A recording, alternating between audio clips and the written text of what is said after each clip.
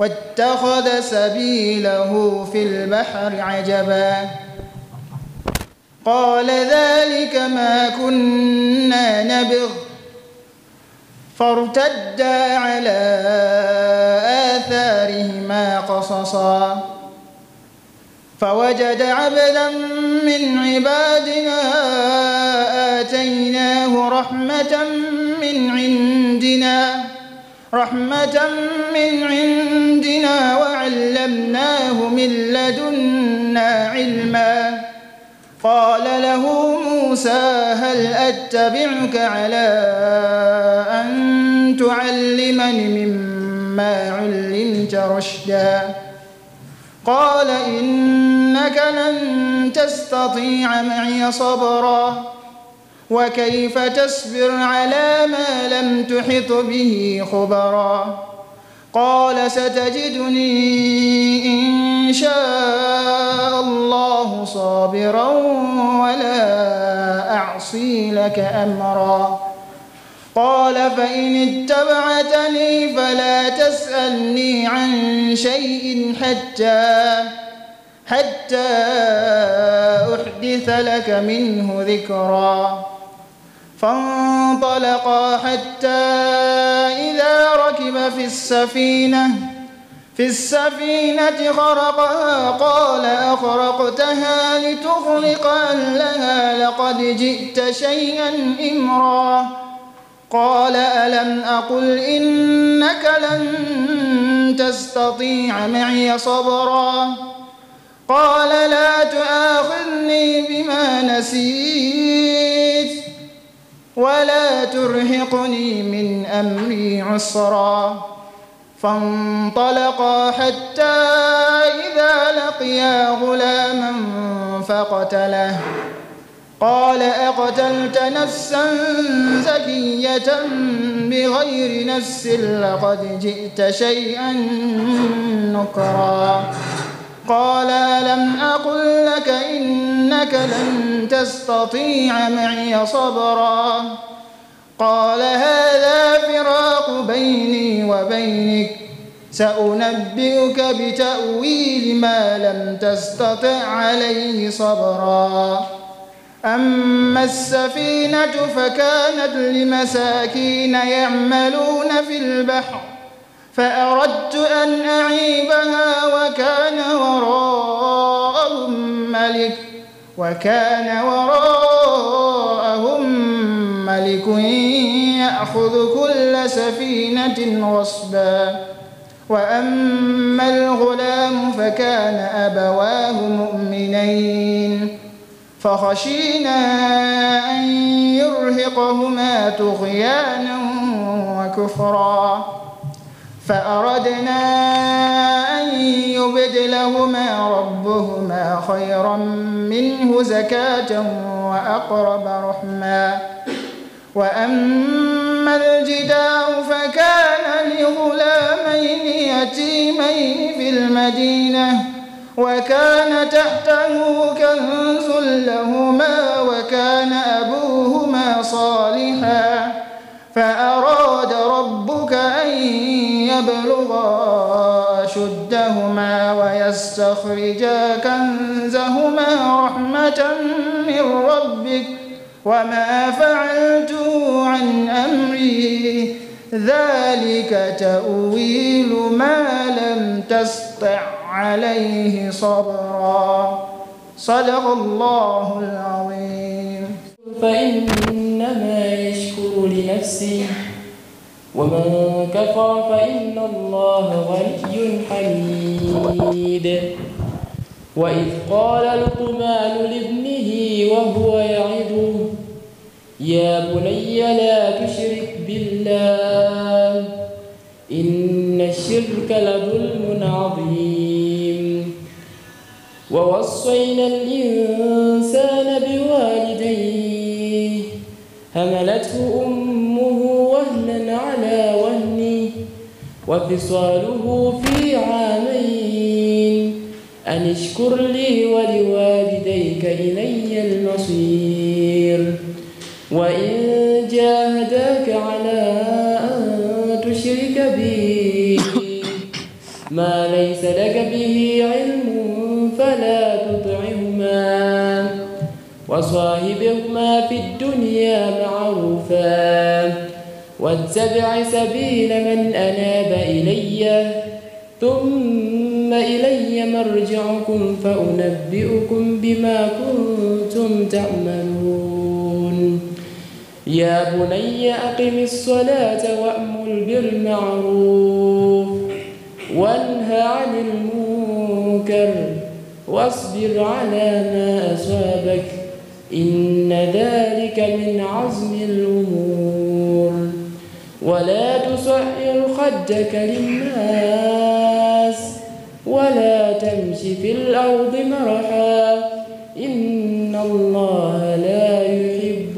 كل مختال فخور صدق الله وصدق رسوله. الحمد لله رب العالمين والصلاة والسلام على رسول الله محمد صلى الله عليه وسلم. Baada ya kumshukuru Allah subhanahu wa ta'ala, pia kumtakia rahma Nabiullah Muhammadin sallallahu alaihi wasallam, bila shaka tupo katika hali ya kuaga wahitimu, na yako mambo mengi ya kuweza kuyasema katika hali ya kukumbushana, lakini kilichokuwa muhimu ni kujitambua ya kwamba sisi ni wahitimu. Baada ya kuwa tumejitambua kuwa sisi ni wahitimu, ni vema tuzingatie kauli ya Allah subhanahu wa ta'ala anayosema ndani ya Qur'an, baada a'udhu billahi minash shaitanir rajim, thumma la tus'alunna yawma idhin 'anil na'im, kisha kwa hakika mtakuja kuulizwa kwa kila neema ambayo Allah subhanahu wa ta'ala ameweza kuwapa. Kwa hivyo elimu ni katika chaguo la kwanza ambalo Allah subhanahu wa ta'ala kamchagulia mwanadamu aweze kuliendea. Na ndio maana baada ya kumuumba baba yetu Adam alayhi salatu wassalam, jambo la kwanza alimtaka asome. فقال جل وعلا وعلم آدم الأسماء كلها ثم عرضهم على الملائكة. Kwa hiyo jambo la kwanza likawa ni suala zima la kusoma. Lakini pia mtume wetu Muhammad sallallahu alayhi wasallam naye aliambiwa katika wahi wake wa kwanza, iqra bismi rabbika alladhi khalaq. Pia na yeye aliambiwa aweze kuwa ni mwenye kusoma. Kwa hivyo haya maalumati ambayo tumekuwa nayo, kama ambavyo nimetanguliza maneno ya Allah subhanahu wa ta'ala, thumma la tus'alunna yawma idhin 'anil na'im, kwamba mtakuja kuulizwa au tutakuja kuulizwa kwa kila neema ambayo Allah subhanahu wa ta'ala ameweza kutupatia. Kwa hiyo neema ambayo tumekuwa nayo, neema ya elimu tuliyokuwa nayo, tutakuja kuulizwa namna gani tumeweza kuifanyia kazi. Kwa kuwa ndani ya hiyo neema ambayo tumekuwa nayo kuna mazingira ambayo yanaonesha namna ya kuweza kumtambua Allah subhanahu wa ta'ala kupitia elimu ambazo tumeweza kuzipata. Kwa hiyo engo hii lazima iangaliwe vizuri ili tuweze kustafidi vyema katika kile ambacho Allah subhanahu wa ta'ala ametujalia.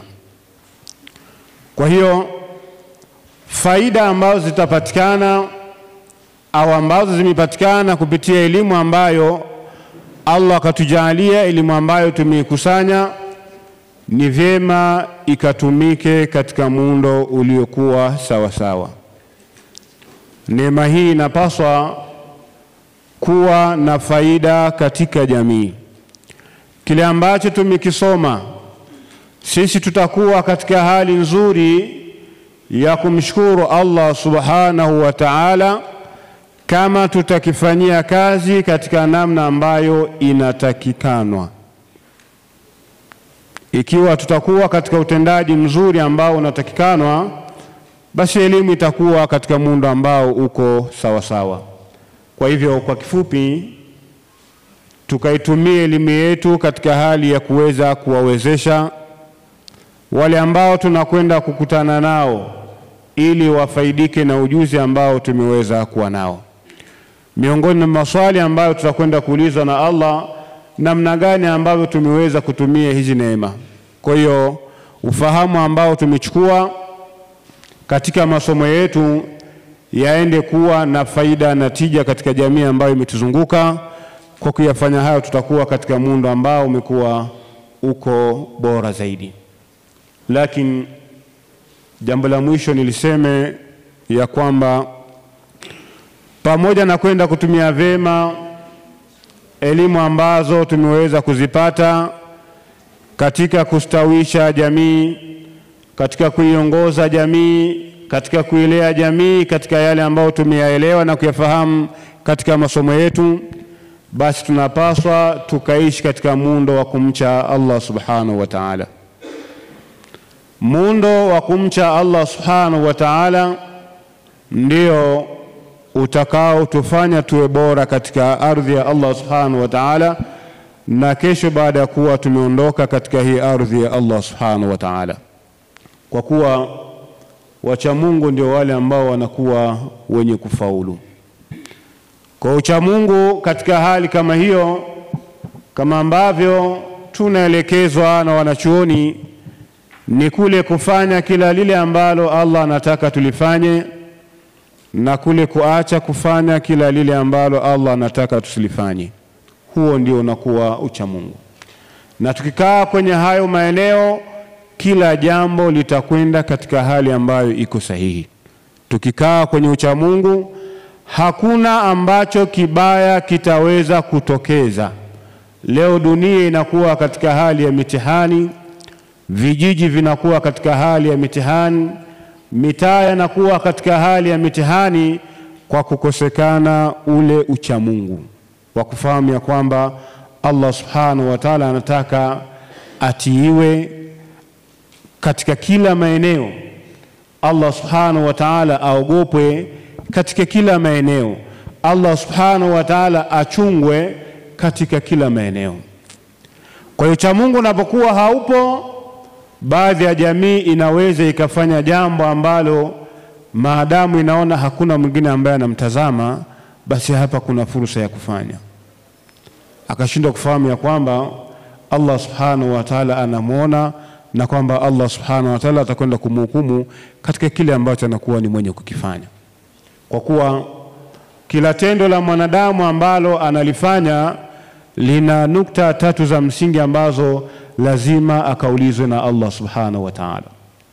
Kitendo ambacho unakifanya kina kipengele cha swali mbele ya Allah, lima fa'alta, kwa nini umefanya? Kipengele chochote ambacho unakifanya kitakumbana na maswali mbele ya Allah, lima fa'alta, kwa nini umefanya? Swali la pili linakuja, kaifa fa'alta, vipi umeweza kulifanya hilo tendo? Swali la tatu linakuja, liman fa'alta hadha al-amra am hadha al-fi'l, kwa nani, kwa ajili ya nani umefanya hili jambo? Maswali yote hayo yanamwelekea mwanadamu ambaye anapaswa jibu yalikuwa sahihi. Kwa hiyo kwenye ucha Mungu ndiko kwenye ufasaha wa kila kitu, ndiko kwenye kufaulu katika matendo yetu, na haya tunapaswa kuwa katika hali nzima ya umakini. Nimalizie na maneno mafupi ya mfano katika wale ambao wamekuwa katika sura ucha Mungu na utendaji wao. Kuna mwalimu mmoja ambaye alikuwa akifundisha darasa la watu wazima, lakini pia kulikuwa kuna wadogo. Yule mwalimu katika darasa yake akawa anampenda sana mwanafunzi mdogo mdogo. Wale wakubwa wakawa sasa wana kinyongo kidogo kwamba sasa hapa hii hali inakuaje, sisi watu wazima kadha. Wakaenda kumwambia mwalimu, mwalimu, mbona unampendelea fulani? Lakini mwalimu kumbe alitazama yule ambaye anampenda ana mambo ya ziada, basi akataka kuwaonesha kwamba kwa nini anampenda. Akawaambia wanafunzi wake wote watafute kichinjwa, kisha waende wakachinje katika eneo ambalo hakuna yoyote ambaye anawaona. Kila mmoja akapatiwa ndege wake ili kwamba akachinje.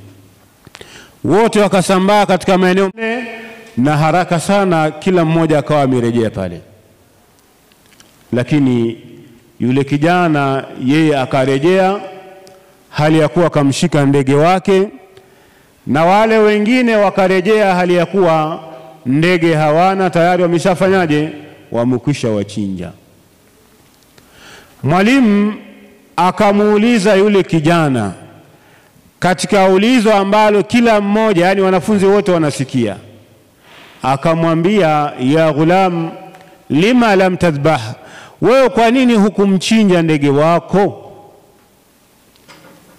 Kijana akamwambia, liani, kwa sababu mimi ma raaitu makana mawdhi'a, sijaona sehemu yoyote ambayo mimi nikikaa sionekani na yoyote, sijaiona. Akamwambia, wewe hujaiona sehemu yoyote? Anasema ndio, mimi kila ninapokaa basi jicho la Allah subhanahu wa ta'ala naona linanitazama. Fa inna aina Allah lam tanam, jicho la Allah subhanahu wa ta'ala halilali wala halisinzi. Kwa hivyo mimi nimeshindwa kumchinja huyu ndege wangu. Mwalimu akawageukia wanafunzi akamwambia, mmeona, ni sahihi, Allah subhanahu kuna kinachomtenganisha na kukiangalia kiumbe chochote kile. Kijana alikuwa ya kumeza tauhidi vema ya Allah subhanahu wa ta'ala. Kupitia haya, na hii nukta ya msingi ndio ambayo itatutengeneza vema kuwa wacha Mungu. Lakini na ikiwa Allah atatufanyia wepesi tukaenda kuwa katika ufanyaji kazi huko, kazi zetu binafsi, kazi za kuajiriwa, kazi za kuwasaidia watu wengine, tutakuwa ni watu ambao wamekuwa wako bora. Leo katika unakuta mabosi wanalalamika, mtu kapewa shughuli kadhaa, ana mambo ambayo anayafanya yako tofauti na kimikataba ambayo amekuwa mwenye kupewa, na wengine wanadiriki mpaka kuiba, kughushi, maadamu bosi hamuoni. Kasahau ya kwamba bosi mkuu anamuona na kwamba atakwenda kumuuliza na kumlipa yaumul qiyama. Kwa hiyo maeneo yetu kama tutaendea katika muundo wa kufahamu ya kwamba Allah subhanahu wa ta'ala anatuona, tutakuwa na usahihi zaidi. Hali ya kusimamiwa na watu itakuwa imepungua. Hatimaye tutajisimamia kwa kumhofu Allah subhanahu wa ta'ala. Hatimaye shughuli zetu zikawa natija. Kwa hiyo nimeonelea ni yataja haya au kuyakumbusha, ili tukitoka hapa tuwe na hali ya faida iliyokuwa kubwa katika amali ambazo tutakwenda kuzifanya, katika shughuli ambazo tutakwenda kuzifanya. Tukiyachukua haya, tutakuwa ni katika watu ambao wamekuwa wako bora. Shughuli zetu zitanawiri kwa sababu ya ule uaminifu. Leo ukipita katika maeneo mbalimbali, watu uaminifu tumekuwa hatuna. Mfano mdogo, ukienda kwa ndugu zetu wale wauza mchele, hasa sio wa maeneo yetu haya, maeneo ya mbalimbali huko, utakuta kuna muda wana madebe mawili. Liko debe ambalo dogo dogo na liko debe ambalo lipo kubwa. Ukienda ambaye unafahamu debe halisi ni lipi, atakuuzia kwa lile debe halisi. Ukienda ambaye hauelewi, atakuuzia kwa debe dogo, kwa yeye anakuibia sehemu ya mchele hali ya kuwa mwenyewe hauelewi. Lakini mbele ya Allah subhanahu wa ta'ala lazima atakwenda kuulizwa. Ndio maana Allah akasema wailul mutaffifin alladhina idha iktalu ala an-nasi yastawfun wa idha kaluhum aw wazanuhum yukhsirun. Kawapia wale ambao kazi yao wanapojumua mzigo, wanapopima kwa ajili yao wanapima sawa, na wanapowapimia wenzao kuwauzia wanapungua. Haya ni mazingira ambayo yapo. Ukienda kwenye kilo, vivyo hivyo ana utaratibu wa kuweka ili kwamba akuibie kilo yake ipime tofauti. Kwa hiyo unasema kama ni nyama umepata kilo moja, kumbe kilo yenyewe wala haijafika. Ukienda kwa ndugu zetu wa mashineni, kaweka mahindi yako kwenye mashine, anaizima kabla unga hujaisha. Nyumbani sometimes anakuwa hana budget kununua unga, hana budget kununua mchele, anajua mchele utapatikana kwenye mashine yake, hali ya kuwa kwake si halali.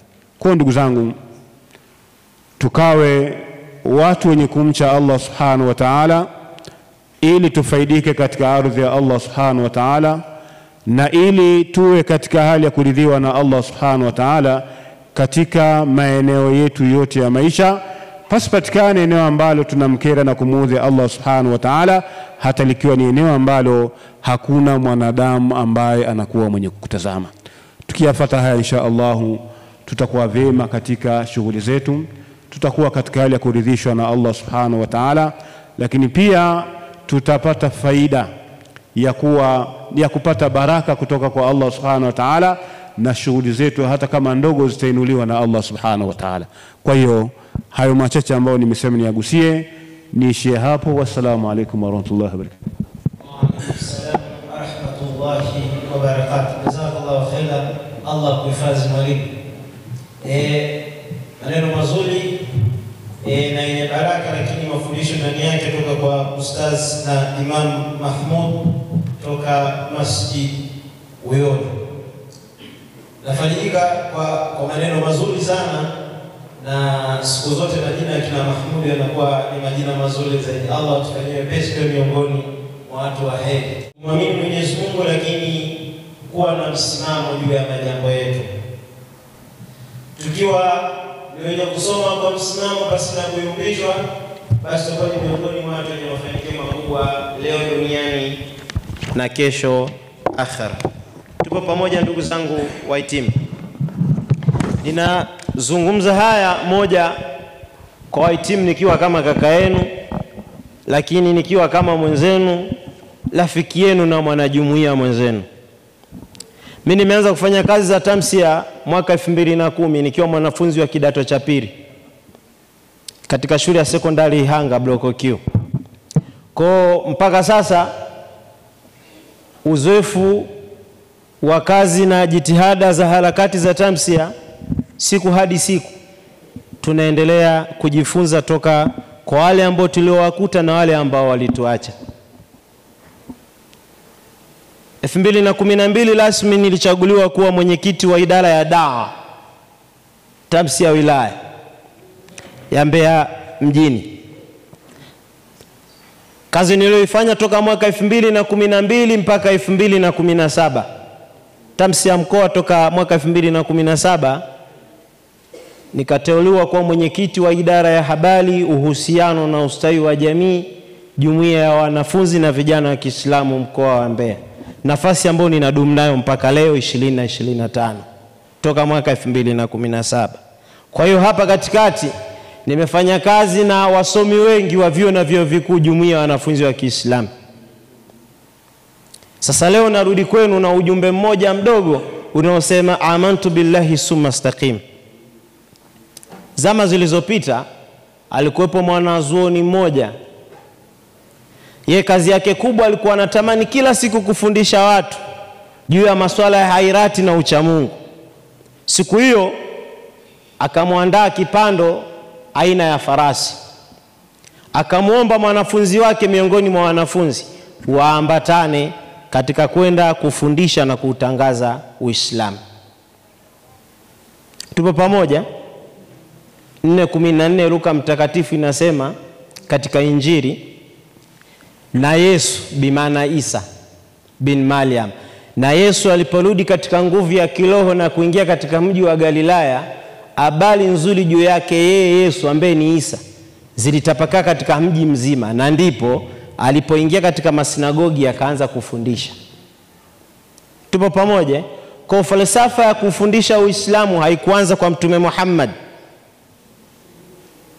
ilianza kwa Nabii Isa na hao ambao walikuwa kabla yake.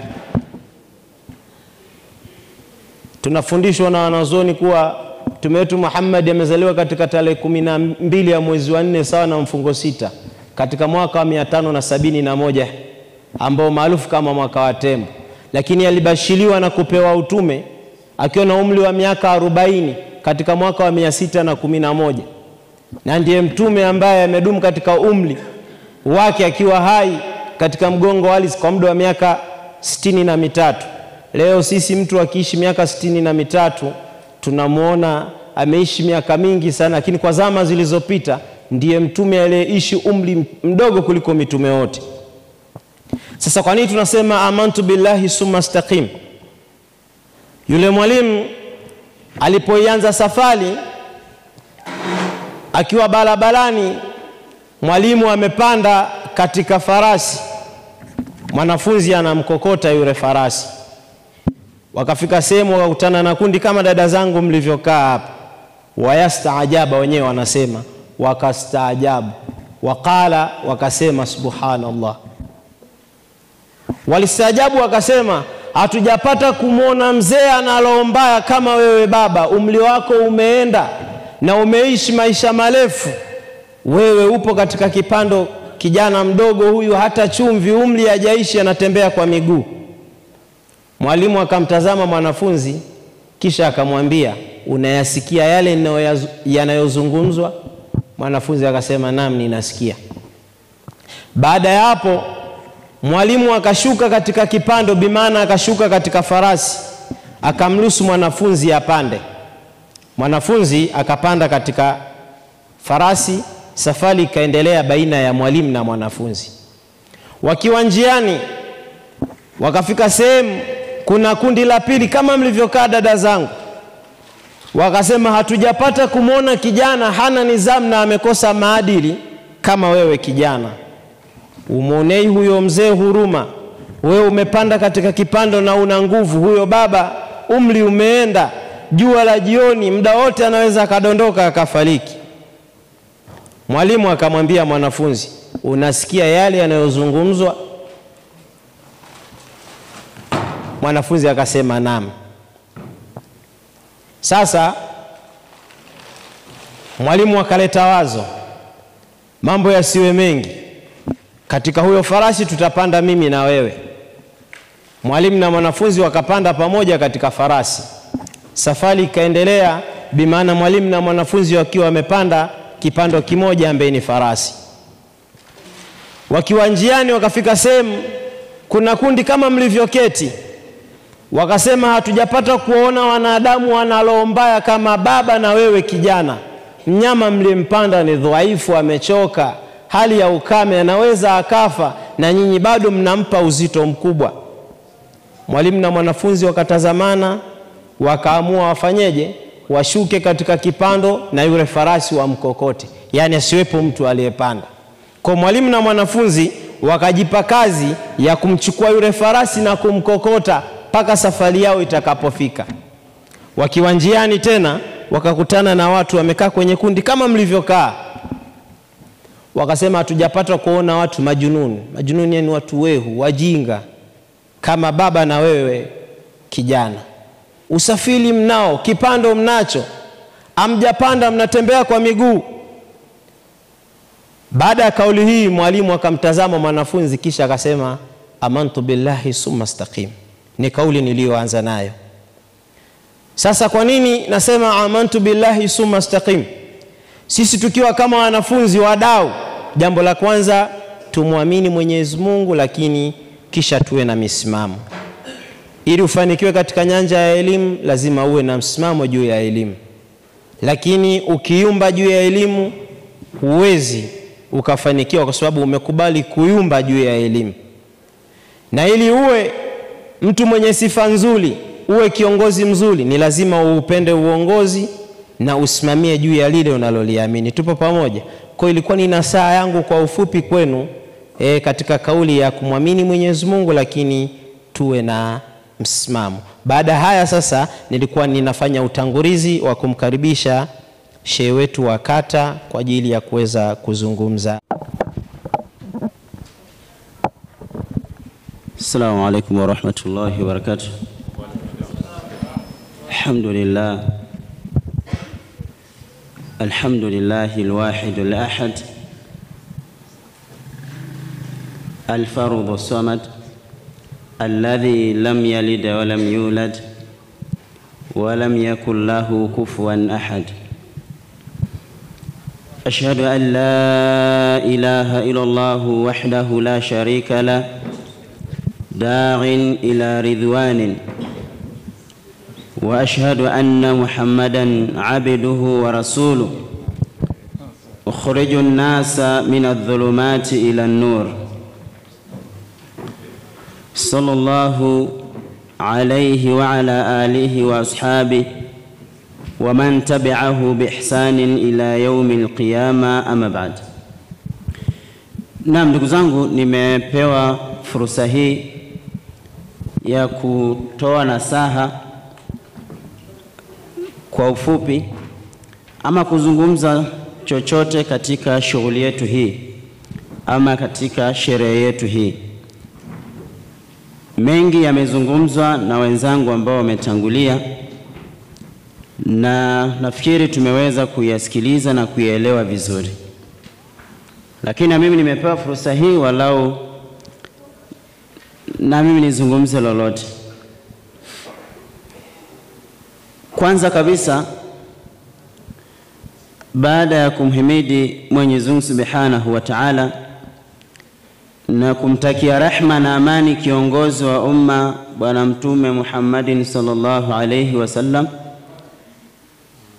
nitumie fursa hii kuihusia nafsi yangu pamoja na kuwahusieni katika jambo zima la kumwogopa Allah Subhanahu wa Ta'ala. Hakika wale wenye kumwogopa Allah Subhanahu wa Ta'ala ndio waliofaulu, watakaofaulu mbele ya Allah Subhanahu wa Ta'ala. Ndugu zangu, mimi nizungumze kwa ufupi sana kwa sababu tunatarajia ratiba iweze kuanza rasmi, maana tulikuwa tunazungumza kabla ratiba haijaanza rasmi. Ninachotaka kukizungumza hapa kwa sasa ni kwamba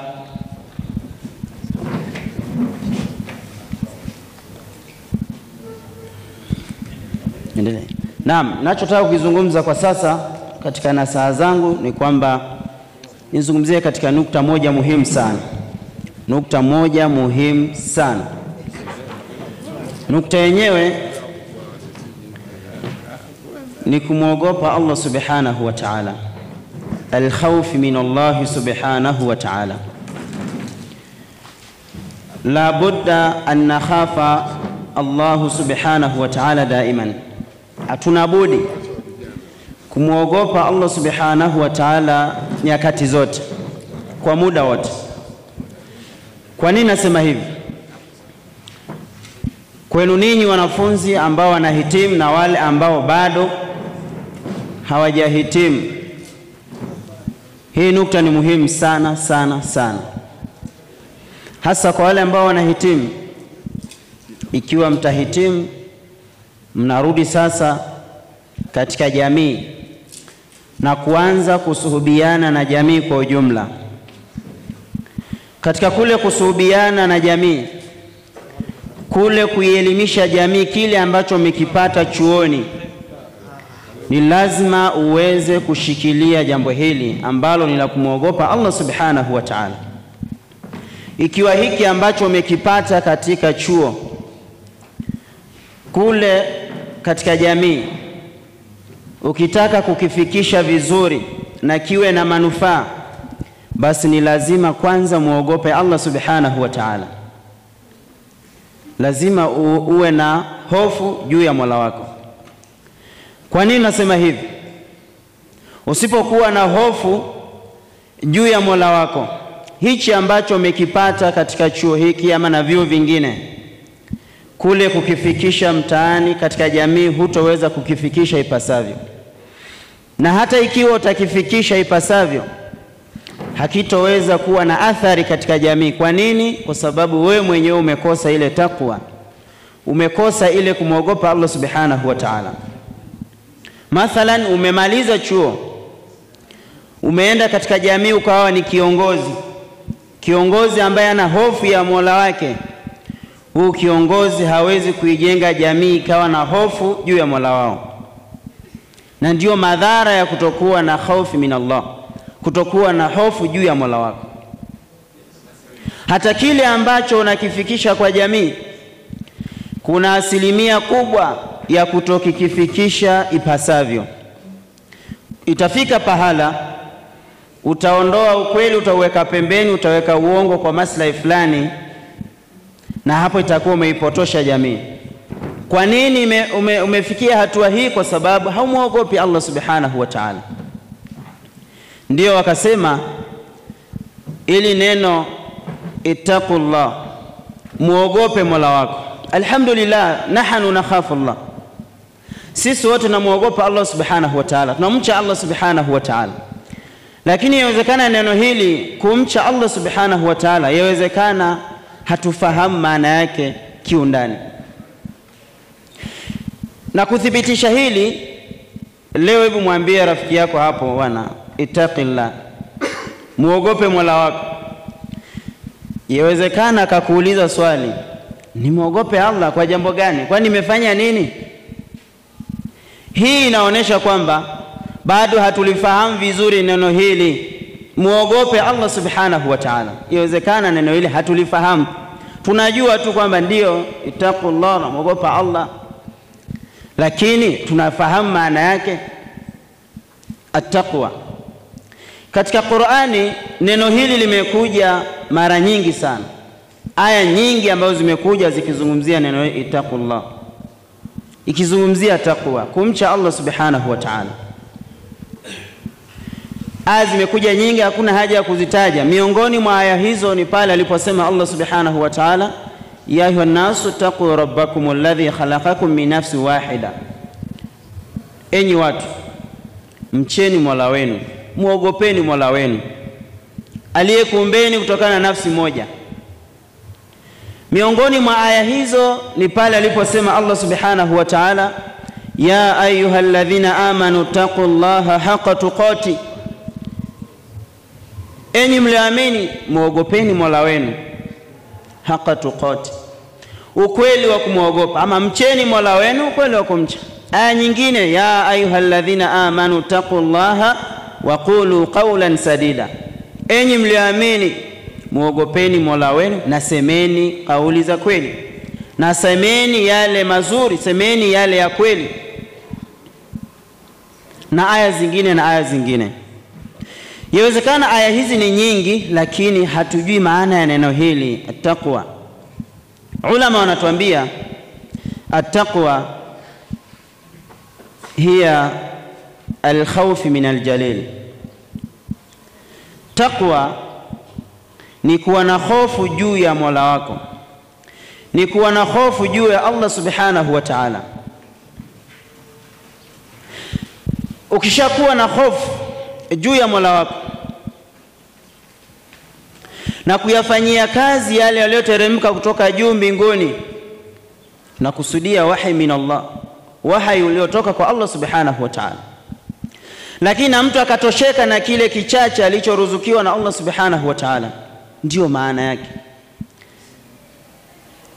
Sasa kwa nini nimezungumza nukta hii pahala kama hii? Kwa nini nimezungumza nukta hii sehemu kama hii? Kuna dhana ambayo inajengeka leo katika jamii kwamba suala la kumwogopa Mwenyezi Mungu Subhanahu wa Ta'ala lipo sehemu fulani.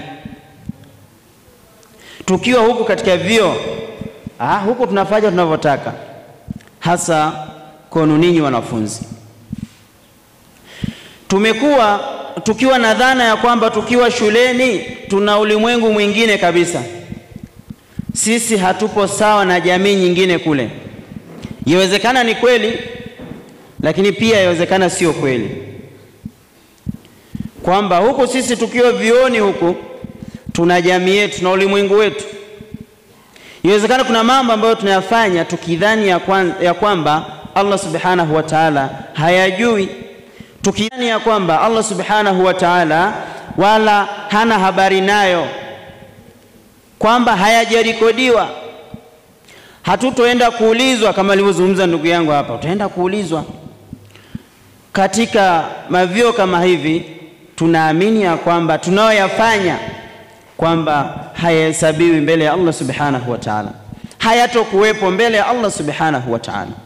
Kuna dhana hiyo ambayo inazungumzwa mitaani, na watu wameifuata na wameichukua dhana kama hiyo, wakaona sisi bwana si wanachuo.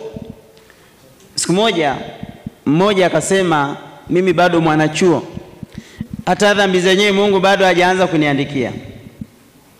Huyu yawezekana kaathirika na dhana hii kwamba chuoni tuna ka ulimwengu kwetu ambako hata unalofanya lolote ni sawa tu.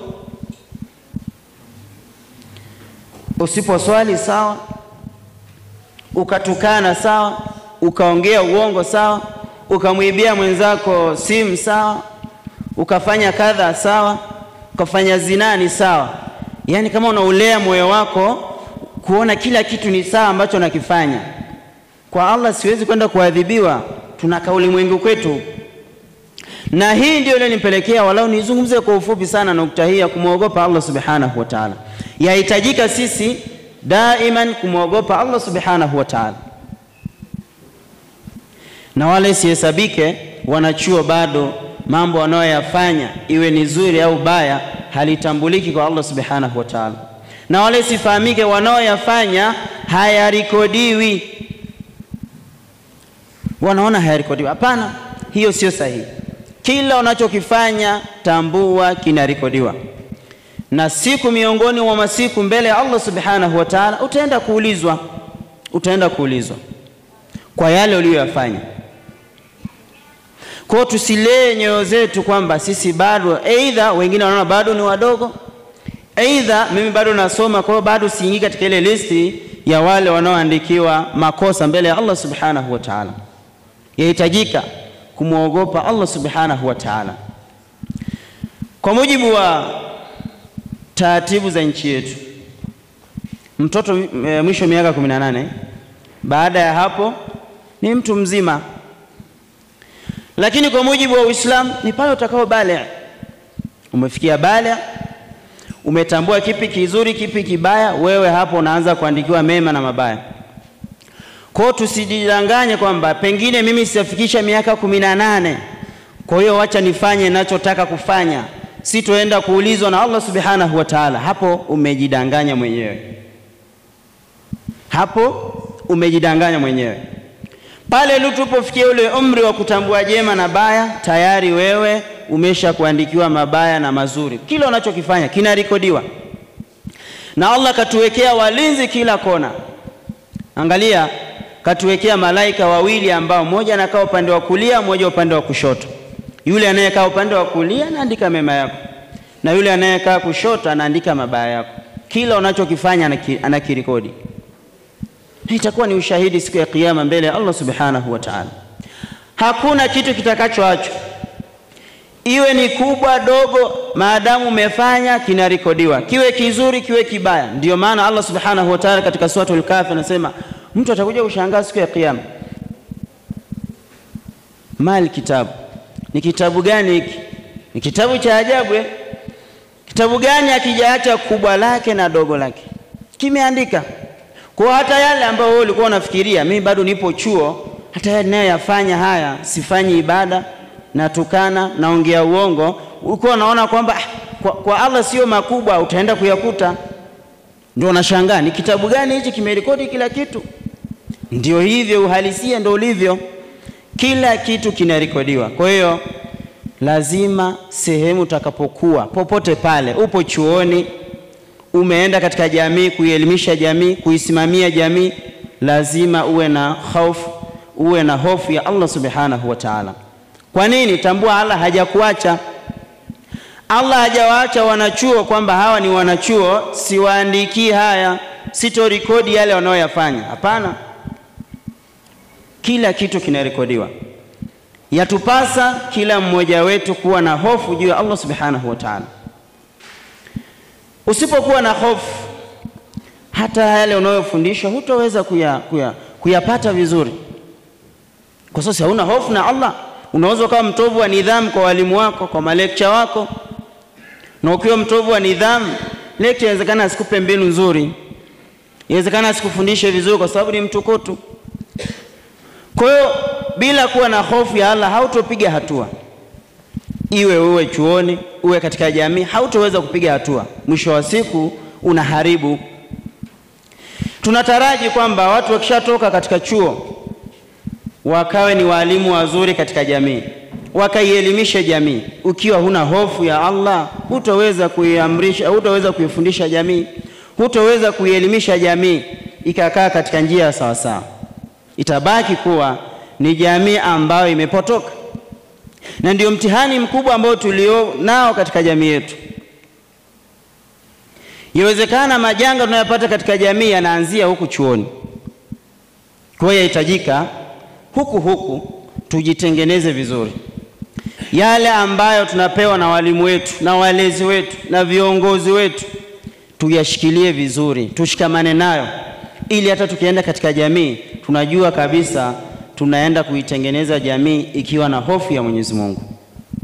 Kwa hiyo hii ni mada pana sana na mengi ya kuzungumza, lakini nipewa muda mfupi kwa ajili ya kugusa tu kidogo. Tukisema tuzungumze zaidi kwa undani tutamaliza muda wote. Alimuhimu ujumbe wangu ama nasaha zangu leo, kuweni na hofu juu ya Mola wenu. Ile dhana ya kusema sisi ni wanachuo, mnajilea kwamba sisi bado hatuna makosa, hatuandikiwi chochote, hiyo dhana ifuteni. Mnaandikiwa kila kitu na mtaenda kuulizwa mbele ya Allah subhanahu wa ta'ala. Maadamu umelifahamu hili, rudi kwa Allah subhanahu wa ta'ala. Popote pale utakapokuwa, rudi kwa Allah subhanahu wa ta'ala kabla ile siku ambayo tutarejeshwa kwa Allah subhanahu wa ta'ala, na utaenda kuulizwa kwa yale ambayo umeyafanya.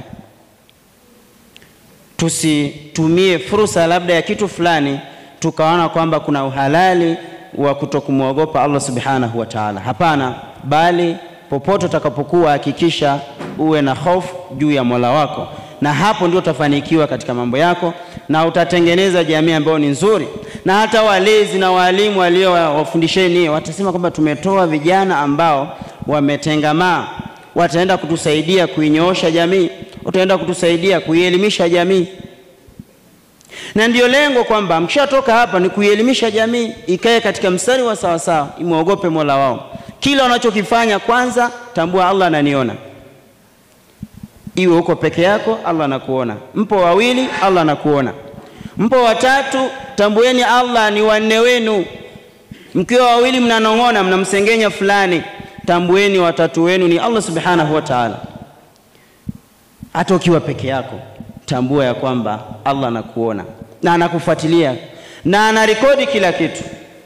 Hivyo tuwe na hofu juu ya Allah subhanahu wa ta'ala, hata tukiwa katika chuo. Tusione kwamba huku bado sisi hatujafikia ule umri wa kuandikiwa mema na mabaya, bali yahitajika kama vijana wa Kiislamu ni kujitambua, na baada ya kutoka katika sehemu kama hizi ni kwenda kuelimisha jamii, ili jamii nufaike na nini? Tengeneza jamii ambayo inamtambua Allah subhanahu wa ta'ala. Sitokuwa na mengi zaidi. Jazakumullahu khaira. Niishie hapa. Wassalamu alaikum wa rahmatullahi wa barakatuh. Tukio la kuhitimisha safari yetu ya elimu na mwanzo wa jukumu kubwa la kuitumia elimu hiyo katika jamii. Salamu na amani zimshukie mtume wetu Muhammad sallallahu alaihi wasallam, mfano bora wa elimu, hekima na tabia njema. Kabla ya kuendelea na ratiba nyingine, tafadhali niruhusuni nisome nashdi maalum yenye ujumbe wa matumaini, mshikamano na heshima ya elimu katika maisha ya Muislamu. naomba tusikilize kwa makini, kwa unyenyekevu, tukiwa na nyoyo zilizotulia. Karibuni sana. Nimesimama mbele yenu kwa heshima, sio kwa nguvu zangu, bali rehema za Mola. Leo mnaniona nimehitimu kwa fahari, lakini moyo wangu unaongea kwa unyenyekevu. Sio mimi, ni dua za mama usiku, sauti ya baba iliyonitamkia matumaini. Sio ubora wangu, ni mapenzi ya Mola ambaye huniinua hata nikianguka mara 7. Nilikosea, nikarudia, lakini nikaendelea. Kila somo lilikuwa gumu kwangu, lakini nilivumilia, kwa sababu nilijua kuna jicho juu yangu na kuna hatima ambayo ni bora kuliko leo. Nimevaa mavazi ya mahafali si kwa uzuri, bali kwa ushahidi wa safari ya jasho. Kila herufi kwenye cheti ni simulizi ya miaka mingi ya kuamini pasipo kuona. Niliandika marengo nikiwa na machozi, nikayafuta na kuanza tena kwa bismillahi. Leo mnaona matokeo, lakini msiangalie tu mwisho. Angalieni hadithi iliyojengwa kwa dua.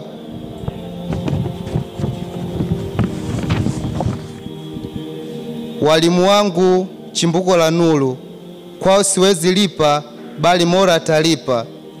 Walinitendea kama mwana, si mwanafunzi tu.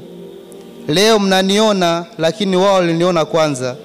Pia pamoja, sasa tunachukua njia tofauti, lakini mioyo unaungana.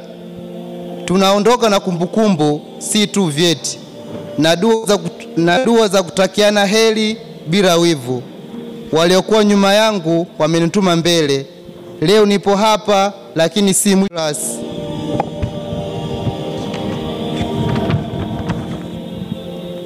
Basi nikiondoka leo, msinipigie makofi tu, nifungieni dua ya dhati isiyo na maneno mengi. Nataka nikumbuke si kwa hodari wangu, bali kwa kusema halikuja mja wa kweli. Leo tunahitimu kwa fahari, lakini moyo wetu umejaa dua. Utujalie mafanikio ya halali na mwisho mwema. Amin ya Allah. Assalamu alaikum warahmatullahi wabarakatuh. Watoto sio silimani sikia, leo ni siku ya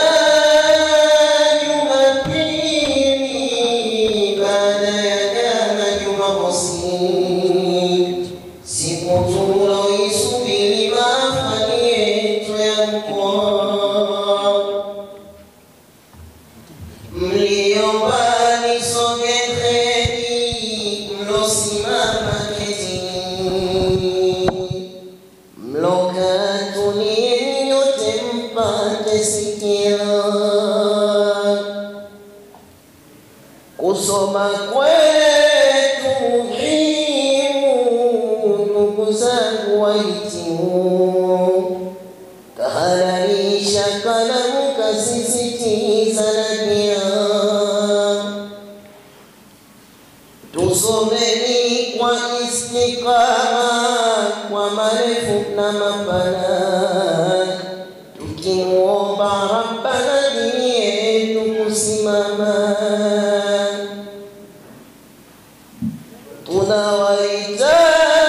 Tunawahitaji walimu pamoja na matabibu, mainjinia, wahasibu, hawa kwetu ni muhimu. Mawakili, wanasheria, watendaji na wagavi, maendeleo ya jamii ni kiungo muhimu. Tuipende tujuhia, wanafunzi vijana Tanzania, tamsia mpango mzima barani na visiwani. Shukurani zetu za dhati kwake baba mlezi Sheikh Ibrahim Bobo, mlezi wetu wa mkoa.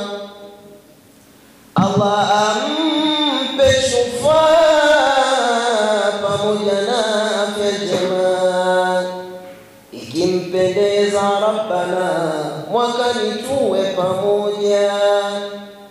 Mbeya kwetu ni mfano, wahitimu hili shikeni. Viongozi wetu wamoja, makundi kwao kataeni. Tukatae zetu itikadi. Hapa sasa tushike wahitimu, tukatae itikadi. Maana tamsia miongoni mwa vitu vinavyotutafuna sasa hivi vioni ni itikadi. Tupo pamoja.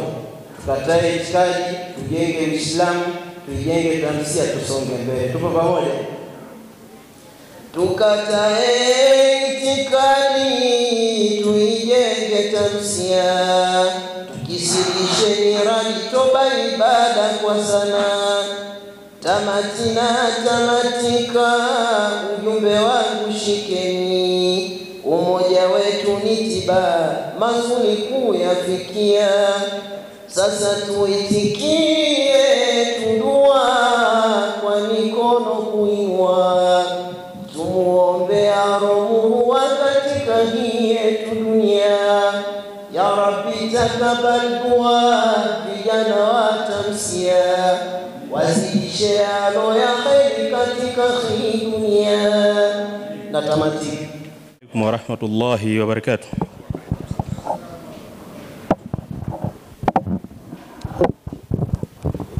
Kama alivyozungumza MC, nimesimamishwa kwa kutoa nasaha kwa wahitimu, lakini pia kwa wale ambao ni wanafunzi tunaendelea na masomo. Nitakuwa na machache ya kuzungumza. Tunafahamu tumetoka katika maeneo tofauti tofauti ya nchi yetu, na lengo na madhumuni ya kutoka huko tulikotoka sio mengine isipokuwa ni majambo mawili. Haijalishi upo katika chuo gani, lakini hapo ulipo upo kwa majambo makubwa mawili. Jambo la kwanza ni reason, na jambo la pili ni season. Nitafafanua. Tunaamini ya kwamba tumetoka tunakotoka majumbani kwetu tukiwa na reason ya sisi kuwa hapo tulipo, ambayo ni kuweza kupata maarifa katika vyuo vyetu kutoka kwa wakufunzi wetu.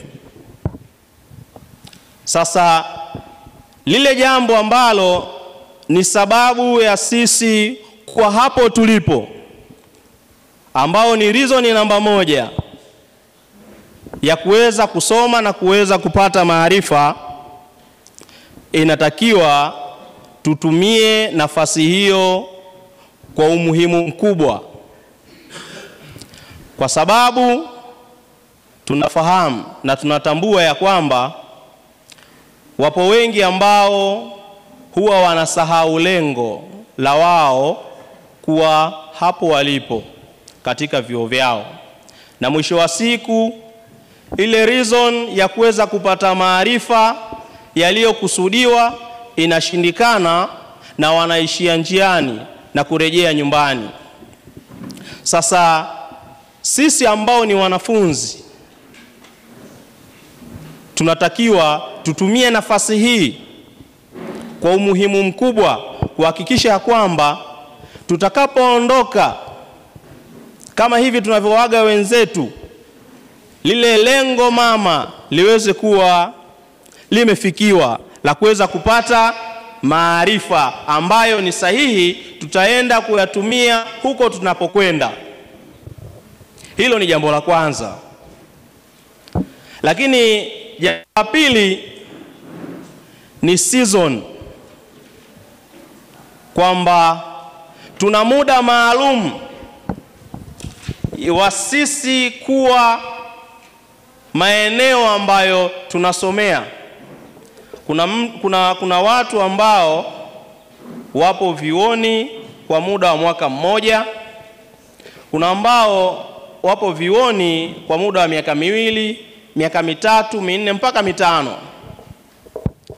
Sasa kama hautatumia fursa hii ya wewe kuwa hapo ulipo ili uweze kupata kile ambacho ulichokuwa unakikusudia, basi inawezekana ile sababu yako ya pili ya season ikamalizika na wewe ukawa ni mwenye kujutia.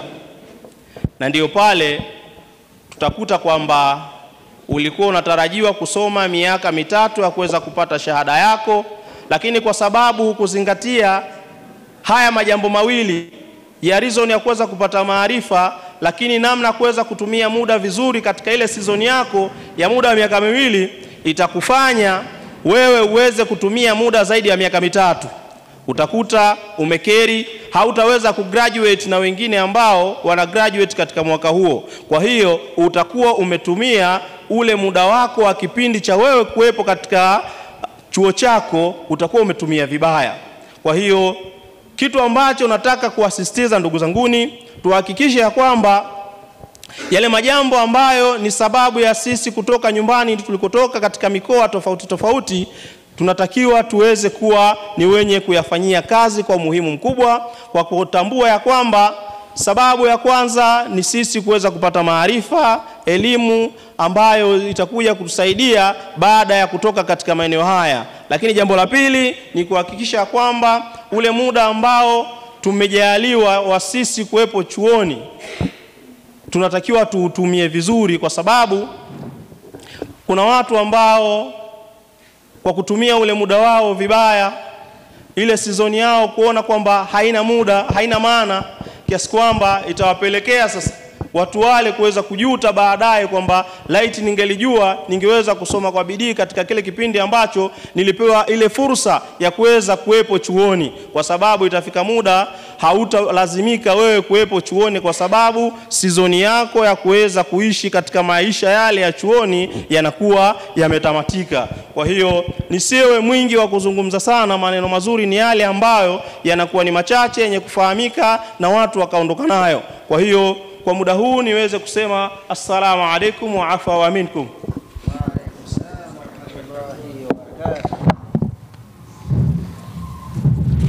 Ya Rabbil Alamin, wassalatu wassalamu ala mabu'uthi rahmatan lil alamin, sayyidina wa habibina Muhammadin sallallahu alayhi wa sallam. Saadatul kiram ayyuhal muslimun, وحييكم جميعا بتحية الإسلام المباركة العاطرة، على وهي السلام. السلام الله عليكم ورحمة الله وبركاته.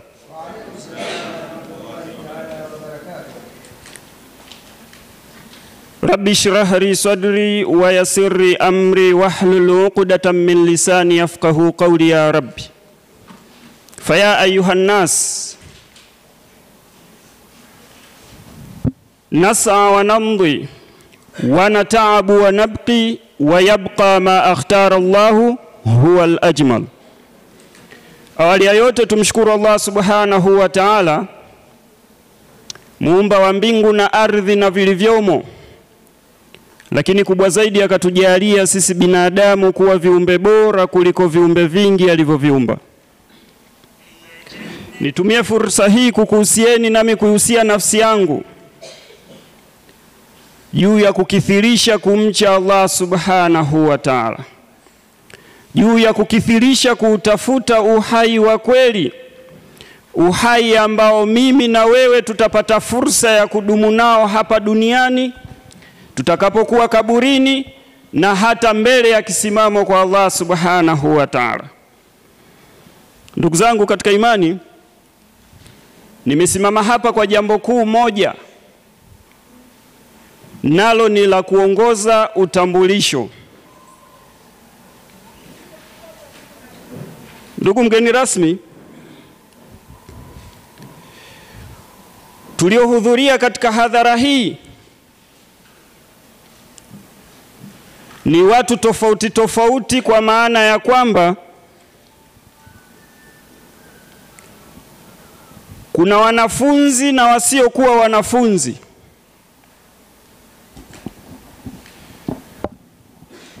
Kuna wazazi lakini pia kuna walezi, lakini vile vile pana taasisi mbalimbali na vyuo vile vile ni kutoka katika maeneo mbalimbali. Pana wanafunzi wa Kiislamu ambamo ndani yake kuna wanajumuiya wa Tamsia, lakini kuna taasisi mbalimbali ambazo zimepata fursa ya kuungana na sisi katika hadhara hii, ambapo ndani yake tuna taasisi ambayo inatuunga mkono, Samora Brokers, lakini vile vile tuna Chimwene Safaris, bila kusahau tuna taasisi ya Asas pia wapo katika hadhara hii. Baadaye tutapata fursa ya kuwaona na pia wakatoa salamu zao. Lakini vile vile katika hadhara hii kuna wale wakusudiwa ambao ndio walengwa wa hafla hii, wahitimu, ambapo ukitazama mbele yako hawa waliokaa mbele kwa upande wa kuume ni wahitimu, lakini kwa upande wa kike pia waliokaa katika mistari ama viti vya mbele pia ni wahitimu, na wanaofuatia ni wanafunzi, lakini wengineo wapo ambao ni wasindikizaji. Lakini ndugu mgeni rasmi, pia katika hadhara hii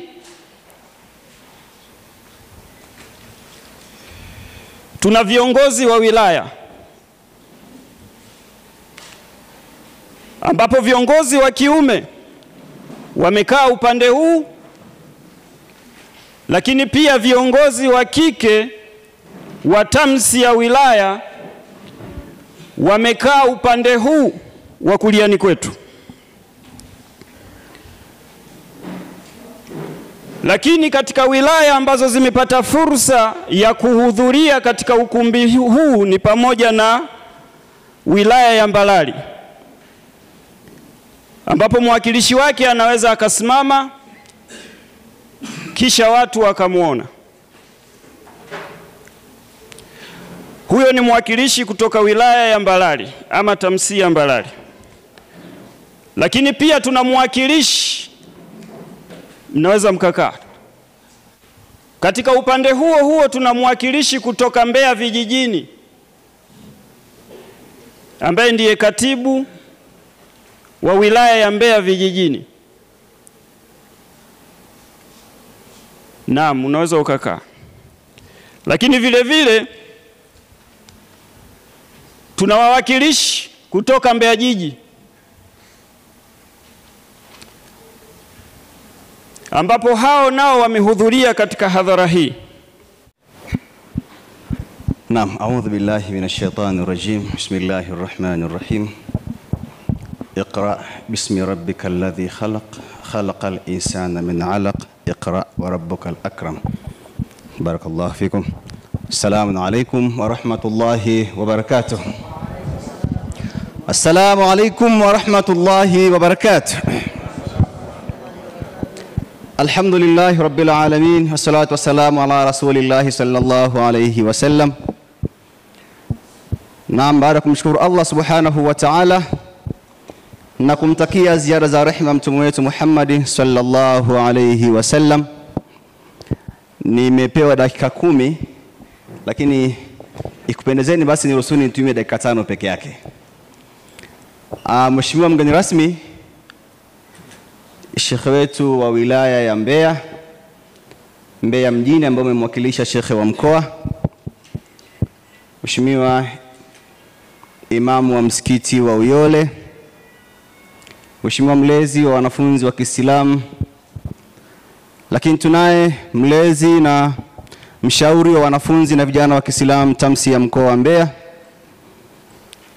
DC mstaafu, Mheshimiwa amiri wa TAMSIA mkoa wa Mbeya. Nitambua uwepo wa katibu mtendaji ambaye ni katibu mtendaji wa kudumu wa jumuiya ya vijana na wanafunzi wa Kiislamu mkoa, almaarufu mzee Mwarabu, mwanafunzi asiyemaliza masomo yake.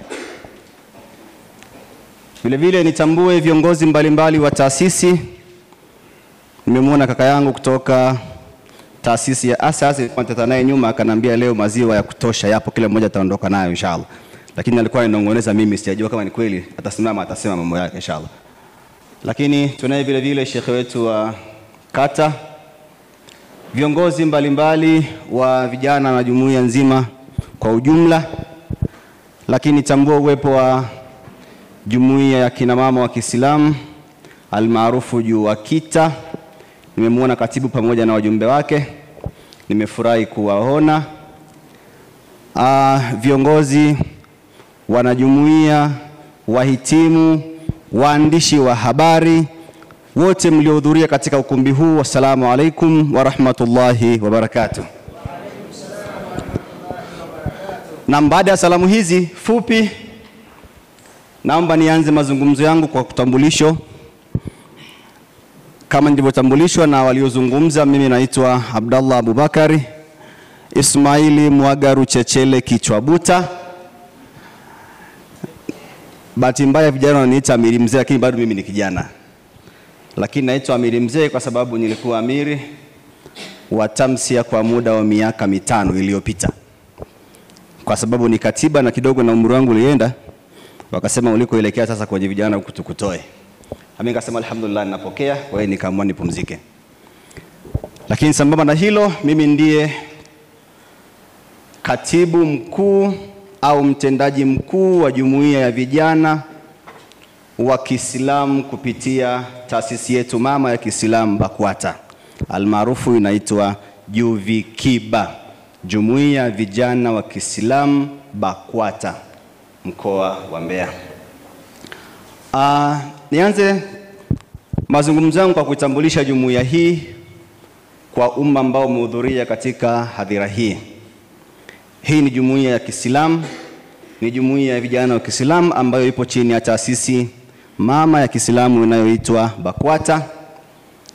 Inafanya kazi zake na harakati zake mbalimbali kwa kuwaendea na kushughulika na vijana wa Kiislamu katika maeneo wanayopatikana. Na sisi ndani ya mkoa wa Mbeya tunafanya harakati nyingi tukishirikiana na vijana wengine kupitia taasisi mbalimbali za Kiislamu, ikiwepo hii ambayo inaitwa TAMSIA iliyotukusanya kwa ajili ya mahafali ya kuaga wahitimu wanaomaliza vyuo mbalimbali. Vijana wenzangu, jumuiya hii kama nilivyosema iko chini ya BAKWATA na mlezi wake mkuu ni shekhe wa mkoa pamoja na mashekhe zetu mbalimbali huku kwenye maeneo ambayo tunapatikana. Lakini kazi yetu kubwa ni kuendelea kutoa hamasa, kuwahamasisha vijana, kuwakumbusha vijana kuziendea harakati za vijana ambao zinapatikana katika maeneo wanayokuwa wanapatikana vijana hao.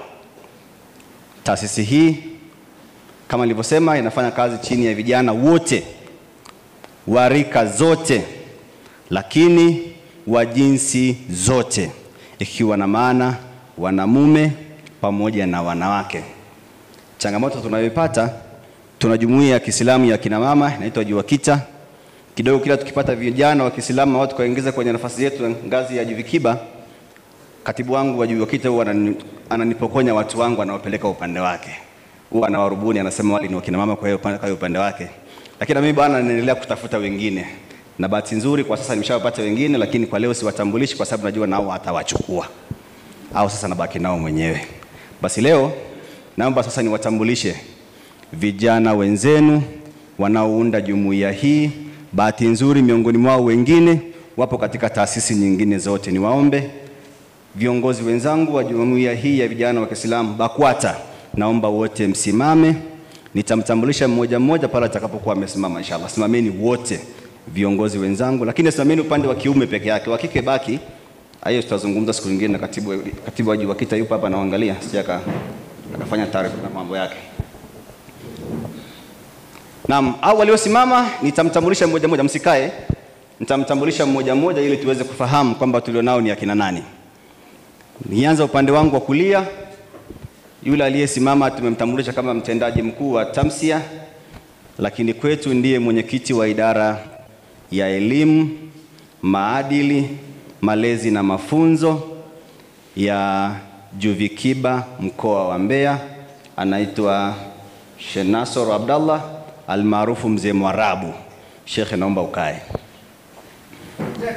Allahu Akbar. Anayefuata anaitwa Ustadh Ahmed Maginga.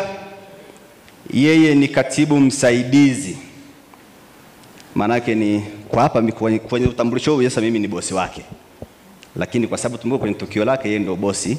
Kwa sababu tukio ni la TAMSIA sina namna, lakini nasema hivyo hivyo. Yeye ni katibu msaidizi, manake ni mkono wangu wa kuume. Anashiriki katika swala lazima la elimu, malezi na maadili pamoja na mafunzo, akisaidiana na mwenyekiti wake ambaye alikuwa amesimama pale katika taasisi yetu ya vijana wa Kiislamu mkoa JUVIKIBA. Sheikh, naomba ukae. Lakini tunaye brother mwingine, wakati naingia nilikutana nazungumza.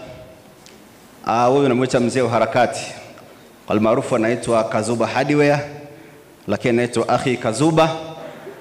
Yeye ni mtu wa masuala mazima ya uchumi katika taasisi yetu ya JUVIKIBA mkoa wa Mbeya.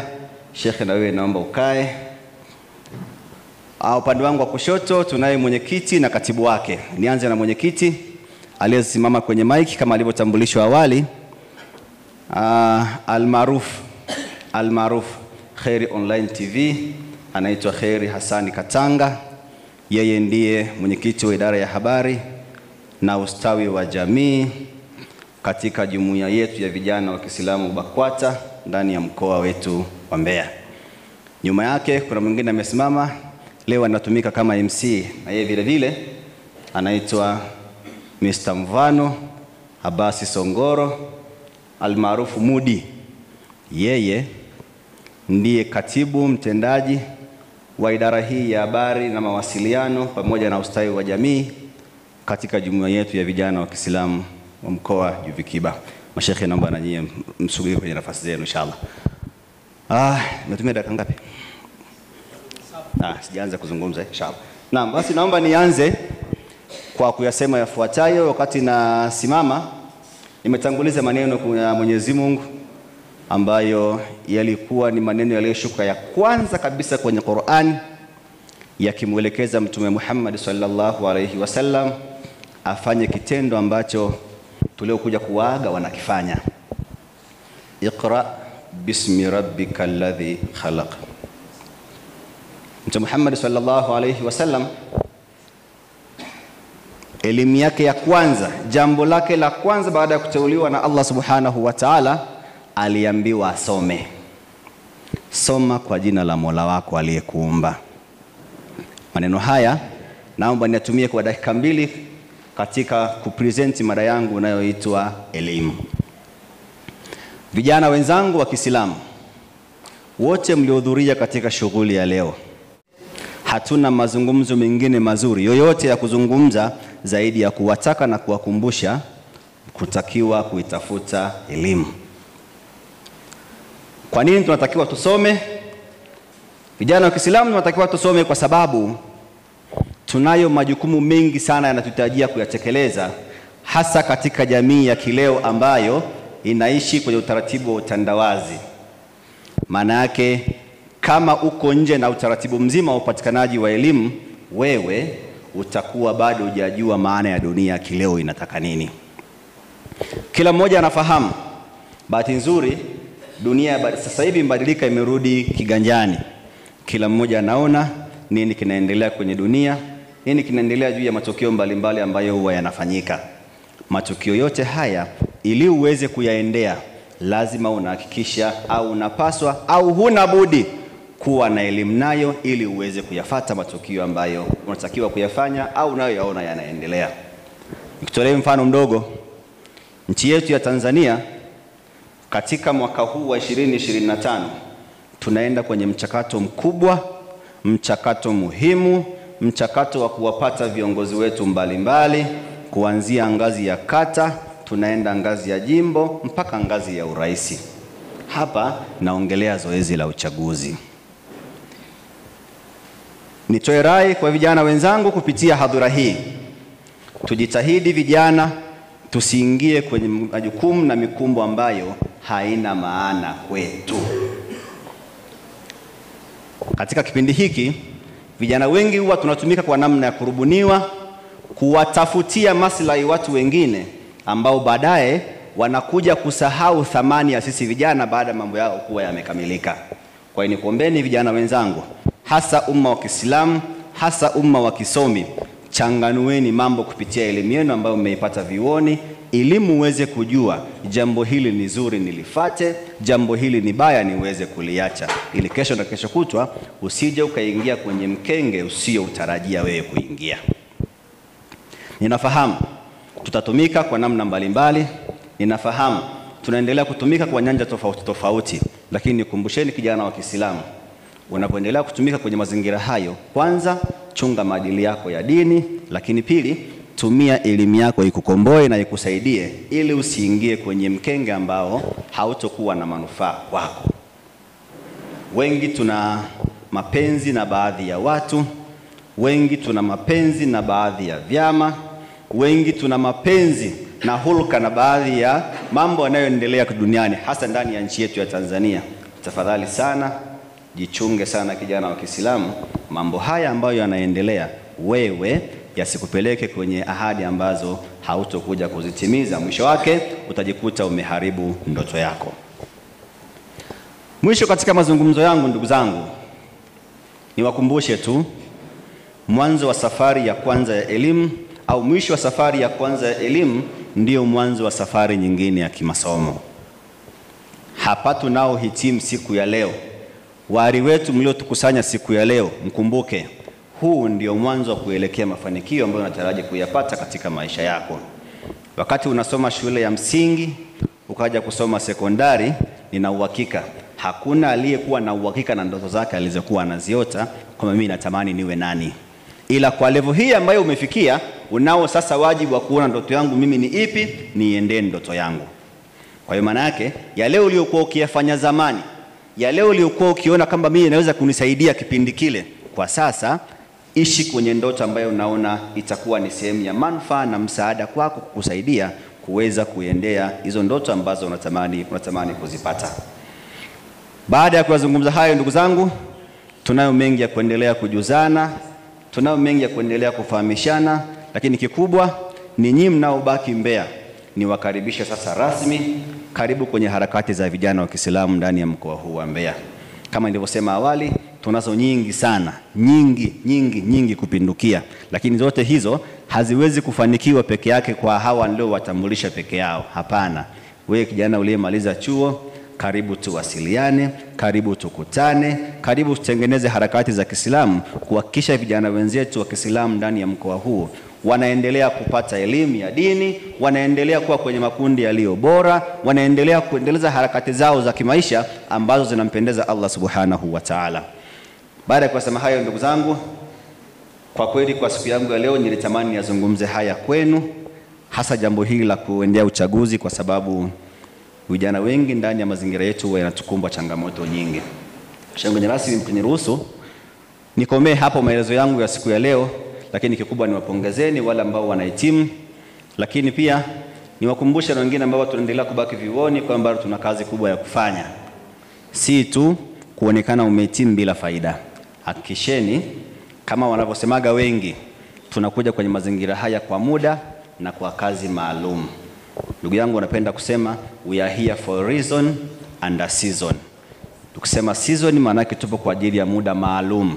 Yamkini inaweza kuwa ni mwaka mmoja unayosoma certificate, yaweza kuwa miaka 2 au 3 unayosoma diploma, Yaweza kuwa miaka 3 au 4 unayesoma degree ya namna nyingine au na degree ya sheria. Lakini baada ya hapo, you are here for a reason. Upo kwa ajili ya nini? Upo kwa ajili ya kuitafuta elimu yako. Pambana, hakikisha elimu yako unayoitafuta iweze kukomboa. Baada ya kusema hayo, assalamu alaikum wa rahmatullahi wa barakatuh. Assalamu wa rahmatullahi wa barakatuh. Kita salamu za jumuiya. Karibu sana. Assalamu alaikum wa rahmatullahi wa barakatuh. Wa alaikum salam wa rahmatullahi wa barakatuh. Alhamdulillah wa salatu wassalamu ala rasulillah sallallahu alaihi wasallam. Ama baada ya kumshukuru Mwenyezi Mungu na kumtakia rehma na amani kipenzi chake Mtume Muhammad sallallahu alaihi wasallam.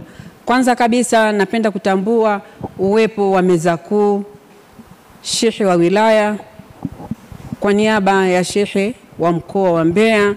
Napenda kutambua uwepo wa viongozi wote mliopo meza kuu na wageni waalikwa wote walioalikwa katika hafla hii. Pia napenda kuwatambua uwepo wa wanafunzi wote ambao leo hii wamekuja kufanyiwa shughuli hii. Pia napenda kutambulisha wanajumuiya wenzangu ambao waliopo hapa. Baada ya hapo nitaielezea JUAKITA ni nini. Napenda kutambua uwepo wa Bi Hamisa Abdalla ambaye ni mwenyekiti upande wa mazingira na jamii. Naomba Hamisa usimame.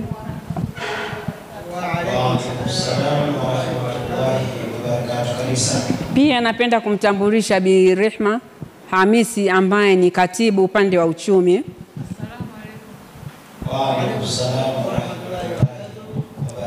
Pia napenda kumtambua Bi Saada Juma ambaye yeye yuko kamati ya uhamasishaji. Pia napenda sasa samahani nilikuwa sijamuona. Kuna Bi Stumai Maneno ambaye ni katibu upande wa mazingira na ustawi wa jamii.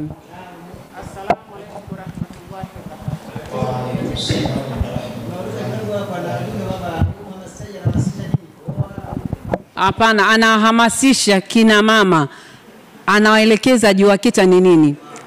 JUAKITA ni jumuiya ya umoja wa wanawake wa Kiislamu Tanzania ambayo iko ndani ya katiba ya BAKWATA kifungu namba 106.